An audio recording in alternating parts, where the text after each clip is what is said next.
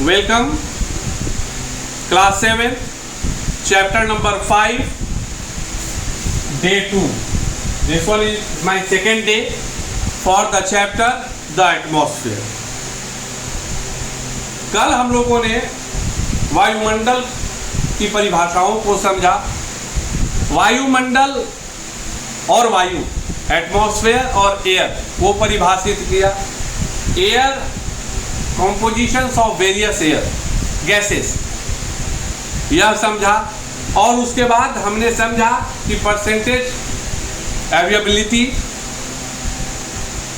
In atmosphere of nitrogen, oxygen, argon, carbon dioxide and other gases. यहाँ तक मैंने कल चर्चा. मैंने कल कहा था कि अगली कक्षा में हम उन कुछ प्रमुख गैस के बारे में थोड़ा समझेंगे, विस्तार से समझेंगे, जो आपके पाठ्यक्रम में दिए हुए हैं उनको समझने की कोशिश करेंगे. तो उसकी शुरुआत मैं आज कर रहा हूँ नाइट्रोजन से. उसकी शुरुआत मैं क्या चीज़ से कर रहा हूँ? Nitrogen. First thing, what you have to keep it in your mind that nitrogen is the most prevalent gas in the air. सबसे पहली बात तो यह सही है. मोस्ट प्रिवेलेंट गैस एयर है, गैस है हवा में. दूसरा कह सकते हैं कि वायुमंडल में पाई जाने वाली सर्वाधिक मात्रा में उपलब्ध गैस है नाइट्रोजन, सरलता से समझने के लिए. And according to your textbook, it is written that when we inhale air, जब हम लोग सांस लेते हैं, we take some amount of nitrogen in our lungs and we exhale without using. अब भैया सवाल हमको बताइए, शरीर को चाहिए क्या? ऑक्सीजन. शरीर छोड़ेगा क्या? Carbon dioxide. वायुमंडल में सबसे ज्यादा क्या है? नाइट्रोजन. इसका मतलब है कि जब आप सांस लेते हैं तो ऑक्सीजन के साथ साथ तो नाइट्रोजन भी जाता होगा ना. तो यस, जाता है, लंग्स तक जाता है. लेकिन लंग्स में जाने के बाद ऑक्सीजन को ले लिया जाता है और नाइट्रोजन जो है स्वतः फिर वापस लौटा दिया. इसका मतलब यह बिल्कुल नहीं समझिएगा कि नाक ही आपका प्यूरिफाई कर दिया कि भैया इसके अंदर ऑक्सीजन नहीं जाएगा. नहीं, वो लंग्स तक पहुंचेगा, लेकिन लंग्स में पहुंचने के बाद वो अनयूज्ड रह जाता है और वो वापस जब हम लोग सांस छोड़ते हैं तो नाइट्रोजन गैस बाहर निकल जाती है.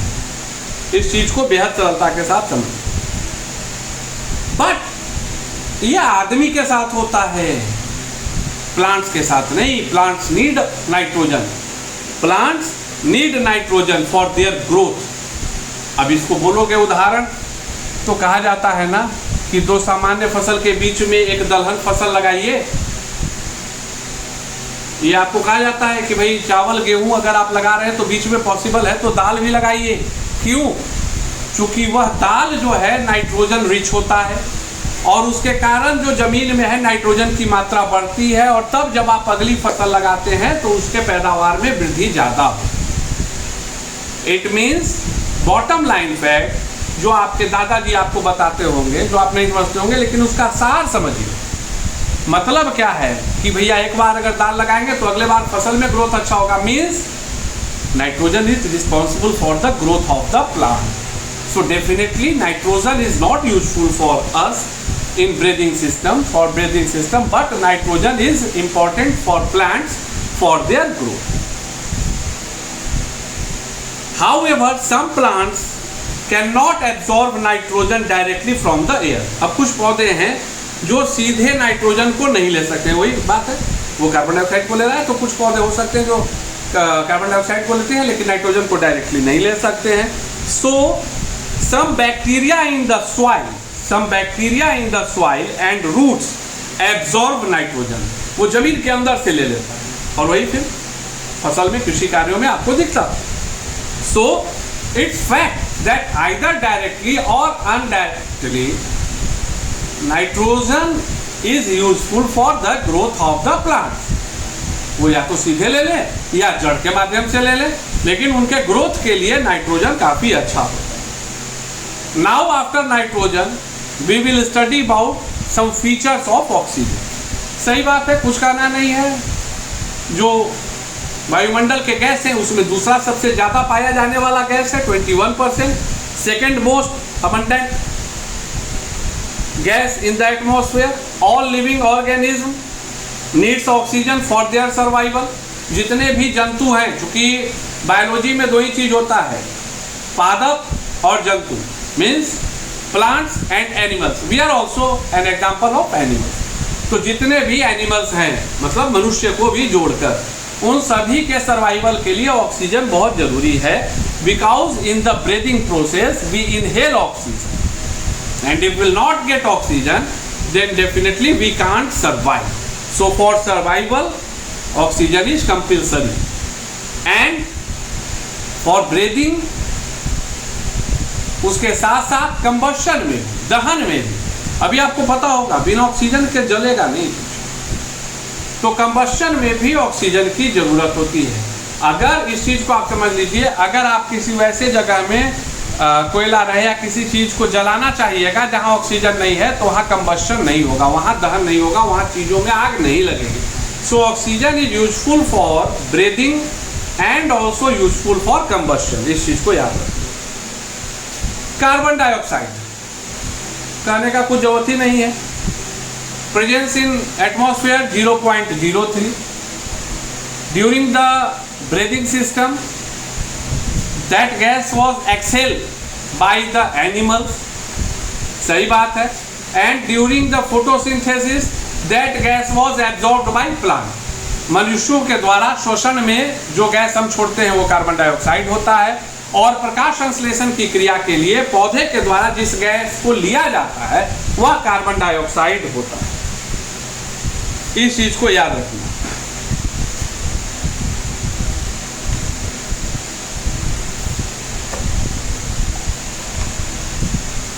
Now, after the knowing the fact of important gases, we will study about the structure of atmosphere. We will study about the structure of atmosphere. तो मैंने आपको बताया था कि भैया धरती पर मुख्यतः आपको याद रखना है कि जो वायुमंडल है या जो जैसे पृथ्वी है, इसके चारों ओर लगभग मैंने बताया है अप्रोक्स, हर जगह अलग अलग है, 1600, जिसमें मैंने बताया था कि सारा खेल जो है 32 किलोमीटर का है, क्योंकि 99% ऑफ गैसेज यही होते हैं, बाकी तो यूं ही है। लेकिन उसके आधार पे वायुमंडल को भिन्न भिन्न भागों में बांटा गया है। एंड द लेयर्स आर, पहला ट्रोपोस्फेयर, दूसरा स्ट्रेटोस्फेयर, तीसरा मेसोस्फेयर, चौथा थर्मोस्फेयर एंड पांचवा एक्सोस्फेयर। फिर से मैं बता रहा हूं कि वायुमंडल को ऊंचाई के आधार पे, सरफेस से ऊंचाई के आधार पे कुछ भागों में विभक्त किया गया है। पहला ट्रोपोस्फेयर, दूसरा स्ट्रेटोस्फेयर, तीसरा मेसोस्फेयर, चौथा थर्मोस्फेयर और पांचवा एक्सोस्फेयर। एक्सोस्फेयर की जो सीमा है वह पूरा बाहर तक चल जाती है, मतलब बहिर्मंडल, अब हम चर्चा करेंगे ट्रोपोस्फेयर की। ट्रोपोस्फेयर पहला है, आपको याद रखना है। ट्रोपोस्फेयर, स्फेयर कॉमन है, याद रखना। रेंज कितना है? 12 किलोमीटर। रेंज कितना है? धरती के सतह से 12 किलोमीटर। तो ये है क्या? एवरेज है। यह है क्या? एवरेज है।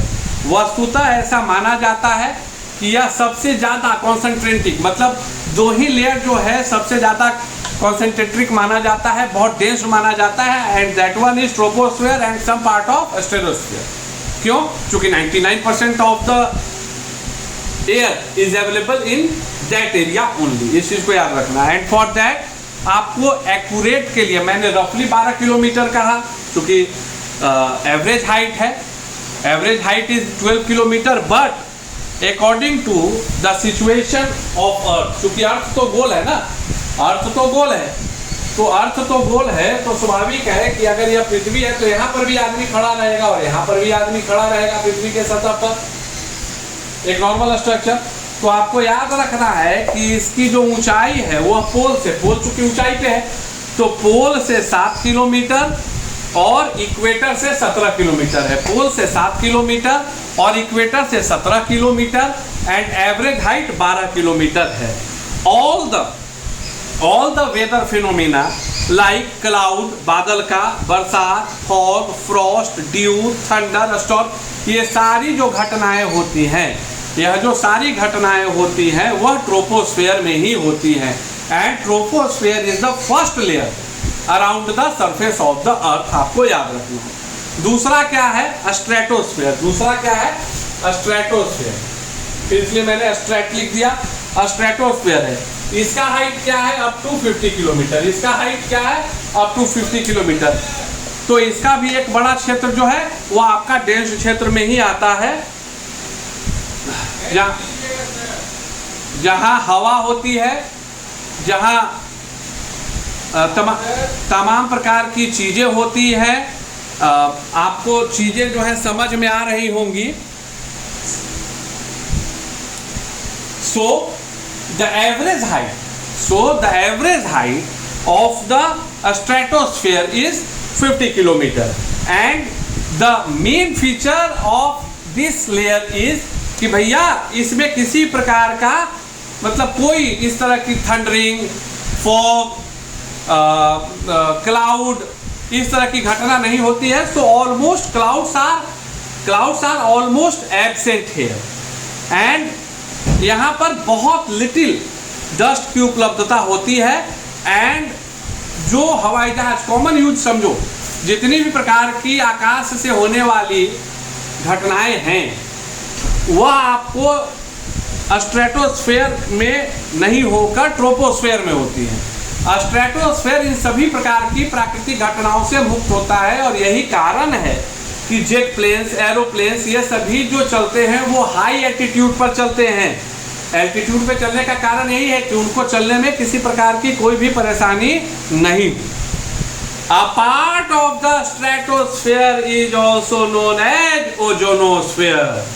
A part of stratosphere is also known as ozonosphere. आपको याद रखना है, मतलब कि it contains a layer of ozone gas. मतलब ozone gas is present in which layer? A stratosphere. In which layer? A stratosphere. इस चीज को याद रखना है। The temperature remains constant in this lower part of a stratosphere, but it increases steadily to reach up to -3 degrees C at the stratosphere.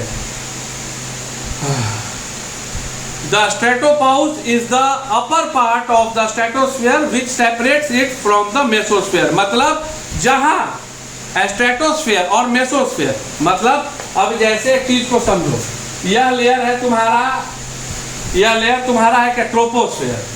यह layer तुम्हारा क्या है? स्ट्रेटोस्फेयर। और यह लेयर जो है तुम्हारा क्या है? मेसोस्फेयर। तो यहाँ जहाँ ये सटेगा ना, जैसे मान लो कि अब यहाँ पे ये सट रहा है, अब इसके ऊपर मेसोस्फेयर आ रहा है, तो इसको जो है ना, उस लेयर को क्या बोलते हैं? स्ट्रेटोपाउस बोलते हैं। क्या बोलते हैं? स्ट्रेटोपाउस बोलते हैं। इस चीज को आपको याद रखने की आवश्यकता है। In my next class we will study about mesosphere, thermosphere and exosphere.